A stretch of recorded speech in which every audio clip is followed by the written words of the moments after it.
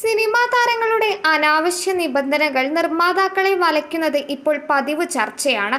സിനിമയിൽ അഭിനയിക്കുന്നതിനേക്കാൾ ലഭിക്കുന്ന പണത്തിനും സെറ്റിലെ ആഡംബരങ്ങൾക്കും മാത്രമാണ് പല താരങ്ങളും പ്രാധാന്യം നൽകുന്നതെന്നാണ് നിർമ്മാതാക്കളുടെ ആരോപണം.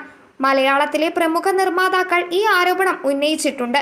തമിഴകത്തും ഇതേ സാഹചര്യം നിലനിൽക്കുന്നു.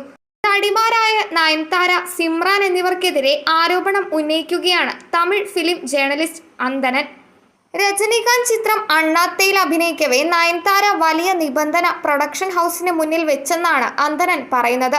തന്റെ യൂട്യൂബ് ചാനലിൽ സംസാരിക്കുകയായിരുന്നു അദ്ദേഹം. രജനികാന്ത് 3 ദിവസങ്ങളോളം ആശുപത്രിയിലായി.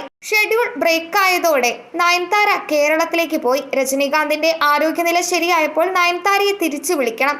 വിളിച്ചപ്പോൾ തനിക്ക് പ്രൈവറ്റ് ജെറ്റ് വേണമെന്നാണ് നയൻതാര പറഞ്ഞത്. എങ്ങനെ പ്രൈവറ്റ് ജെറ്റ് കൊടുക്കാൻ കഴിയും? സൺ പിക്ചേഴ്സ് ഒരു സിനിമയ്ക്ക് ബഡ്ജറ്റ് കണ്ടിട്ടുണ്ടാകും.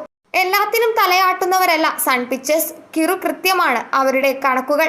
എവിടെ ചെലവ് ചെയ്യണോ അവിടെയേ ചെയ്യൂ. ബിസിനസ് ക്ലാസ് ടിക്കറ്റ് തരാം, പ്രൈവറ്റ് ജെറ്റ് അയക്കാൻ പറ്റില്ലെന്ന് സൺ പിക്ചേഴ്സ് നയൻതാരയോട് പറഞ്ഞു.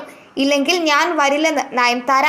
രജനികാന്തിന്റെ ആരോഗ്യനില കാരണം പെട്ടെന്ന് ഷൂട്ട് തീർക്കേണ്ടതുണ്ട്.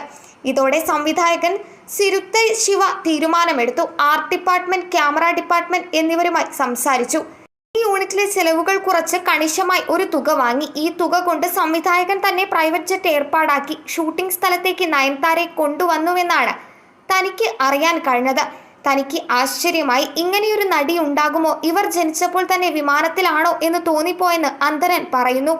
2021 പുറത്തിറങ്ങിയ അണ്ണാത്തയിൽ രജനികാന്തിനൊപ്പം കീർത്തി സുരേഷാണ് പ്രധാന വേഷം ചെയ്തത്.